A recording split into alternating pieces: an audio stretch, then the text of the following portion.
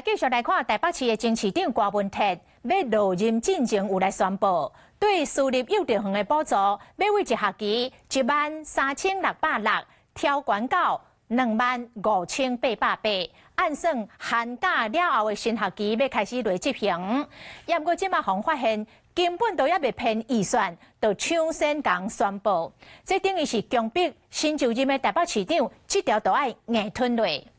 蒋万安市长是来表示讲，伊选举前嘛有承诺要提悬对私立幼稚园的补助，所以目前伊是正积极甲中央咧协调，希望这个补助会当赶紧来发。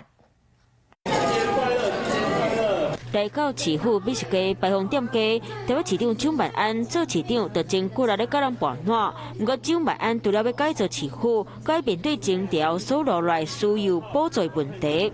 提高台北市的私有补助，也是蒋万安竞选市长时期提出来的政见。没有想到蒋万安市长上任1个半月，交出来的第一张成绩单就是私有补助要来跳票。前台北市长郭文哲落任进前，要宣布对私立幼稚园的补助上侪提升到25800倍，预计休寒过新学期开始地执行。不过，议员也了讲，2月开学剩无到1个月时间，这条补助说根本也未开始编预算，所以这期蒋万安也无讲介了解，爱对教育的补助敢会认真去推销嘞。对于私有补助的提高，这是我选前对于选民的承诺。我们也正积极的跟中央在协调相关补助的事宜，我们会尽快的来落实。虽望表示和支票要来兑现，不过传出中央要来扣减台北市学前的教育补助款。柯文哲前市长是在111年的下半年度拍板决定要提高私校的补助，但是112年的年度预算早就在111年的年中就已经送审完毕了，